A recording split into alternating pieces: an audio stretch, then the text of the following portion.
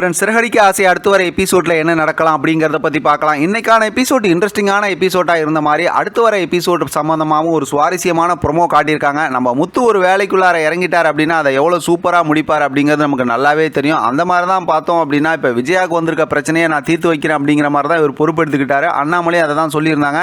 ஆனால் இடையில வந்து ரொம்ப படிப்பாளித்தனமாக யோசிக்கிற மனோஜ் வந்து தேவையில்லாத வார்த்தைகளை போய் பேசி அவங்க வீட்டில் நல்லா அடி வாங்கி ரூமில் கட்டி போட்டு வச்சிருக்காங்க அப்படிங்கிறலாம் நமக்கு ஏற்கனவே தெரியும்.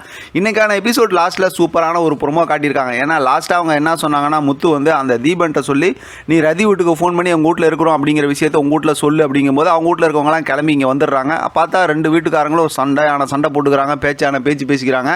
அதை தான் ப்ரோமோலையும் காட்டியிருக்காங்க. ஒரு கட்டத்தில் முத்து சத்தம் போட்டு ஒரு முதல்ல நிறுத்துங்க, அந்த பிரச்சனைக்கு ஒரு தீர்வு பார்க்கலான்னு தானே அவங்களெல்லாம் வர சொன்னோம், தேவையில்லாமல் மாற்றி பேசிக்கிட்டு இருக்கீங்களே அப்படிங்கிற மாதிரி சொல்லும்போது முதல்ல இந்த மாதிரி பிரச்சனை இருக்கவங்க ஆரம்பத்தில் கோவப்படுறது உண்மை தானே. ஆனால் முத்து வந்து ரொம்ப சூப்பராக இந்த பிரச்சனையை ஹேண்டில் பண்ணி ரெண்டு வீட்டுக்கு சமாதானப்படுத்தி வச்சிடறாங்க. கடைசியில் ரெண்டு வீட்டுக்காரங்களும் பேசி இதுக்கப்புறம் இந்த பிரச்சனை பேச வேணாம், நல்லபடியாக கல்யாணம் பண்ணி வச்சிடலாம் அப்படிங்கிற முடிவு பண்ண விஷயத்த முத்துக்கிட்ட வந்து சந்தோஷமாக சொல்கிறாங்க.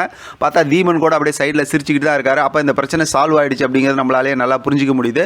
அடுத்து இந்த விஷயம்லாம் பேசிட்டு நீங்கள் ரொம்ப நல்ல மனுஷனாக இருக்கீங்க, ஆனால் உங்கள் அண்ணன் தான் தேவையில்லாத பேசுகிறாரு அப்படிங்கிற மாதிரி சொல்லும்போது முத்துக்கு ஒன்றுமே புரியல. எங்கள் அண்ணனா அப்படின்னு கேட்கும்போது ஆமாம் அப்படிங்கிற மாதிரி பேசிக்கிட்டு இருக்காங்க. இங்கே ரூம்குள்ளார பார்த்தா மனோஜ் கட்டி போட்டு வச்சிருக்காங்களா, ரோஹிணியும் கூட தானே இருக்காங்க. அவங்களுக்கு அந்த விஷயம்லாம் கேட்டுருச்சு.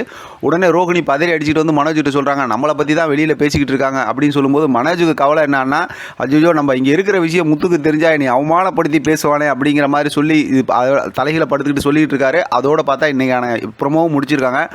மொத்தத்தில் பார்க்கும்போது அடுத்த வாரத்துக்கான ஸ்டோரி செம்ம இன்ட்ரெஸ்டிங்காக இருக்க போகுது. சரி, என்ன கதையை உள்ளே கொண்டு வருவாங்க அப்படின்னு பார்த்தோம் அப்படின்னா, இந்த தீபன் ரதி இவங்களோட கல்யாணம் அப்படிங்கிற மாதிரி அடுத்த வாரத்தை ஓட்டிடுவாங்களா, இல்லை இது சம்மந்தமாலாம் இவ்வளோ பிரச்சனையிலேருந்து விஜயாவை முத்து காப்பாற்றினார்ல, அதனால் விஜயா கொஞ்சம் மனசு மாறி முத்து மேலேயும் மீனா மேலேயும் கொஞ்சம் அதாவது அக்கறையாக அன்பாக நடந்துக்கிற மாதிரி ஏதாவது அந்த மாதிரி ஒரு கதையை மாற்றுவாங்களா அப்படிங்கிறது தெரியல. ஏன்னா அடுத்து இன்ட்ரெஸ்டிங்காக உள்ளே கொண்டு வரதுக்கு கதை நிறையா இருந்தாலும் நம்ம இப்போ கெஸ் பண்ணி எதையுமே சொல்ல முடியாது. ஏன்னா இப்போ மெயினான ஸ்டோரின்னு பார்த்தோம்னாவே ரோஹிணியோட அம்மா ஹாஸ்பிட்டலில் இருக்காங்க, பார்த்தா கிறிஸ் இருக்காரு. இப்போ அது சம்மந்தமாக இருக்கக்கூடிய ஏதாவது ஒரு உண்மையை வெளியில் கொண்டு வந்துருவாங்களோ அப்படிங்கிற மாதிரி தோணுது. ஆனால் எது எப்படின்னு பார்த்தோம்னாலும் அந்த உண்மை இப்போதைக்கு தெரியறதுக்கு வாய்ப்பு இல்லை. முதல்ல வந்து ரோஹிணி வந்து ப்ரெக்னெண்ட்டாக இருந்தாங்கன்னா மட்டும்தான் அடுத்து அந்த ஸ்டோரியை கொண்டு வருவாங்கன்னு சொல்லி ஆரம்பத்திலே நம்ம சொன்னோம்.